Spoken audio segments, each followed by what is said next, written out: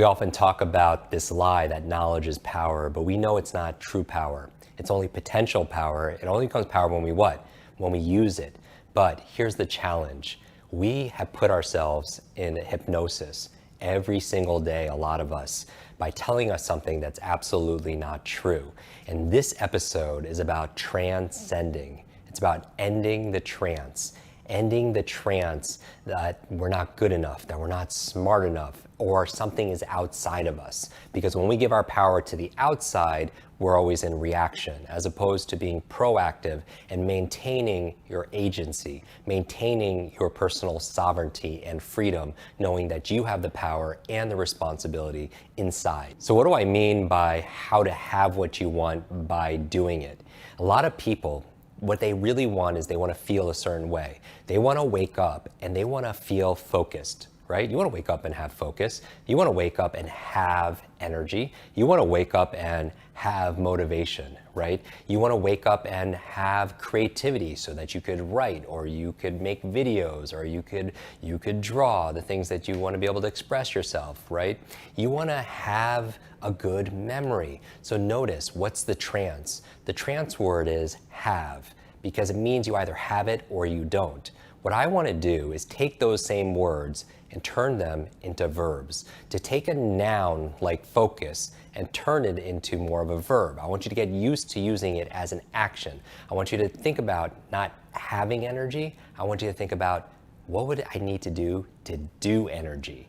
In order to have creativity, maybe it's not having creativity, maybe you're doing creativity, and maybe you're not having focus, you're actually doing things to help you to focus. Does that make sense? It's very subtle, but your mind is like a supercomputer, and your self-talk or your external words, your thoughts are the program it's gonna run. So if you say to yourself, I don't have this, I don't have this, I don't have this, you put yourself into submission as opposed to, how do I do this? Because we know one thing, that genius leaves clues, that when somebody is exceptional in some area where they have motivation, or you see them motivated, right? Or they're very creative, or they're very focused, and they have concentration, they have energy, they're not actual things that they have, it's more things that they are doing.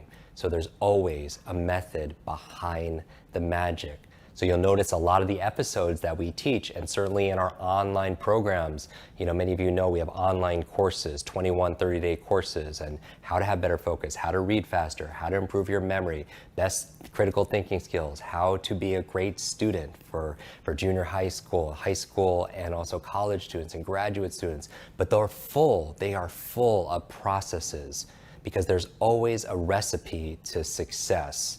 And that's what I learned early on in this training, is that somebody was not just born with these gifts. These are gifts that you could also create yourself. So yes, in the morning, have your to-do list, but put on your to-do list things you want to feel. And these are verbs. So what are you going to do? You're going to do focus. You're going to do energy. You're going to do a memory, because there's a process to a memory. It's not a magic pill, but there is a memory process that goes on of encoding, of storing, of retrieving. And when you turn it into a process, where's the benefit? The benefit is you have agency, you have sovereignty. You have a high level of personal power to be able to influence your environment, because you're not at the effect, just reacting to things. And so what I would say is, every morning, have your to-do list, but even better, what if you had a to-feel list? We know that all learning just in life is state dependent. That the key to a long-term memory, part of the behind the scenes recipe, the method, if you will, is information combined with emotion becomes a long-term memory. So what are the emotions you want to feel that day? What if you actually created for yourself a to-feel list? So in addition to doing this and doing this and doing this, what if you committed yourself to feel curious, to feel bold, to feel playful? And notice, not just feeling this, but what do you need to do to create those states, those moods, those feelings, if you will? I'm sure you could list 3 different things that you can do to feel curious, either inside your mind by maybe asking new questions, or to have better focus, which could be inside your mind. What's most important to me? Jim's always saying the most important thing is to keep the most important thing the most important things. So either internal things or external things, meaning shape your environment. Because behavioral change and habits, yes, there's a difficulty to it, but also there's a simplicity to it.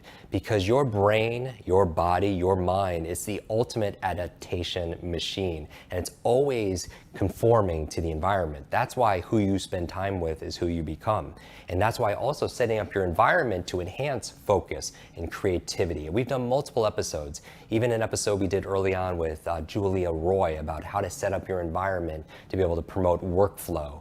And for example, not using an iPad for work and for Netflix. You anchor one state or the other, just like not working in your bedroom, because in your bedroom you want to be able to relax and downregulate and get into parasympathetic. Don't use it to study, right? Because you anchor those environments to those states also as well. So what's the main message here? In order to be able to have things